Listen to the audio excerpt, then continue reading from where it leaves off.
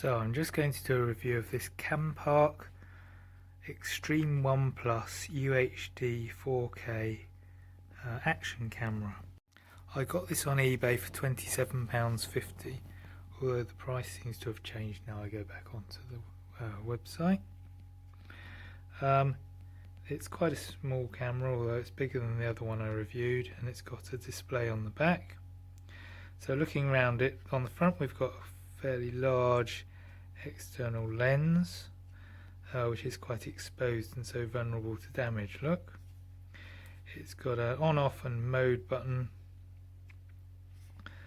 On one side it's got two more buttons, on the back it's got a fairly big screen and two indicator lights, one red and one blue. The red one shows it's charging and the blue one shows it's ready to take a picture or it's recording video if it's flashing.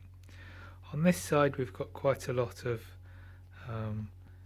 connectors and things. We've got a slot for the micro SD card, we've got a USB slot socket for charging, we've got a micro HDMI socket for connecting to an external display, and we've got a 2.5mm jack socket for connecting an external microphone. And on the bottom we've got the battery compartment. As we can see here, you get a large number of bits and bobs with the camera. You get a waterproof housing, which is supposed to be waterproof down to 30 meters. You get another thing which is called a splash cover, which seems to just be a spare back for this. I can't see any other way of fitting it on the camera. Then you get a large number of brackets and things for attaching the camera to different things. So these plates, this plate converts the waterproof housing onto a standard 1/4 inch Whitworth thread, camera thread. This is more of a open housing with similarly a camera thread on both sides, and you can see the display through the back, except this has got a clip attached to it at the moment, which stops you seeing the display so well, which is a bit of a problem when you're trying to control the camera. And now I've got that stuck and I can't get it off with one hand. There's a bike handlebar mount which would fit onto the waterproof housing. There's a large number of other sort of adaptations for the waterproof housing. There is a remote control which you can use to start and stop the video and to take still photos, a USB cable, some straps, the external microphone which has got a 2.5mm jack socket. There is an internal microphone on the camera as well, some random cable ties, a screen cloth, some sticky pads, an instruction book which isn't too bad, and a battery. You get two batteries with it. The battery doesn't seem to last very long. I've had it out on a walk this morning taking some video and photos. I've taken about 3 minutes of video and about 50 photos, and it ran out of battery, or virtually ran out of battery. Just showing you around how the camera works. If you press and hold the button on the front, it turns it on and off. You get a sort of boot up screen. I've still got the screen protector on here, so that makes it have a sort of matte, slightly grainy finish. It boots up into video camera mode. If I was to start a video, the blue light starts flashing and it counts up in red how long you've been recording for. You can see the current video resolution. The E means that the electronic image stabilization is turned on. That means it's not transmitting Wi-Fi. You can use it with a camera app on your phone. That means I've got 2 out of 3 blobs on the battery. That's the date and time, which aren't retained if you take the battery out. They are if you've got USB plugged in, so if you plug the USB in and change the battery, you're okay. That's how long I can record video for, and that means that it's recording sound. If I press the bottom button on the side, it would turn the sound on and off. Look, sound recording on and off. If I press the top button on the side, it turns the wireless connection on and off.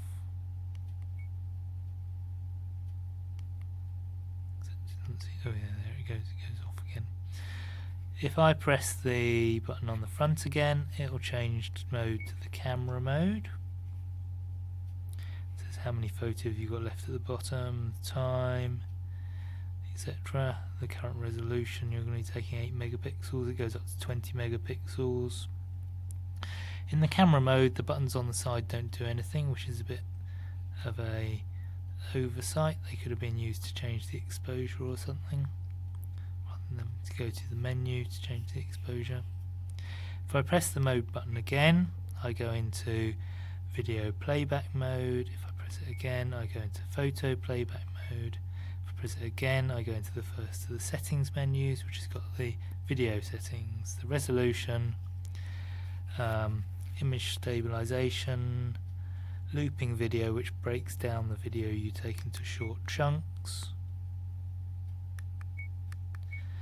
And then on the second page we've got time lapse or slow motion, and whether you're recording audio.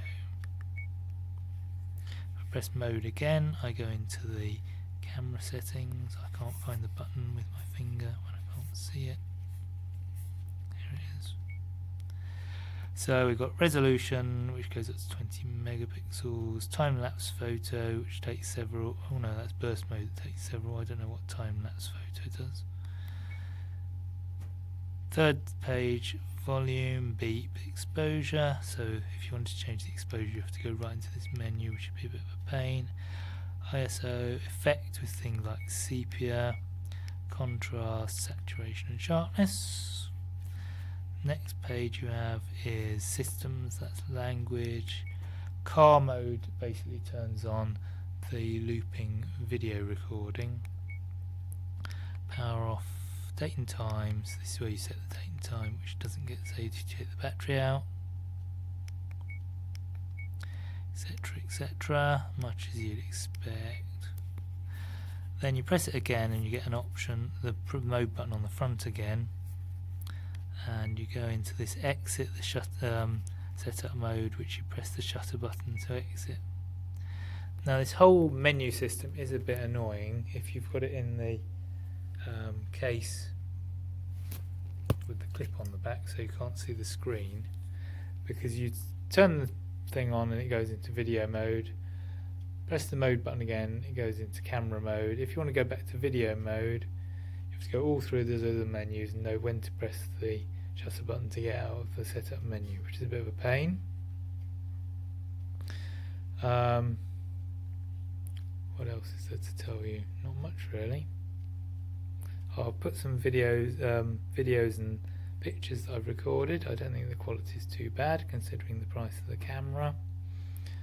The good points are it's got the option for the external microphone. It's quite nice and compact, and its recording quality is quite good, and it comes with a large number of accessories. The bad points are the battery life, I think. It's also got this slightly rubbery finish to it, which in my experience often goes sort of sticky after a few years, which is a problem. So this is a view over Totnes with the internal microphone. I'll now just start shaking slightly. I've got the image stabilizer on. I'm shaking a lot more now. That was pretty extreme shaking. Now it stopped shaking. And now I've got the external microphone on. Let's see if that makes any difference. How does it work if I'm walking along with it? It's at a funny angle, by the way, but hey ho. This is some video with the image stabilization turned off. So now if I start shaking slightly, maybe it'll show up.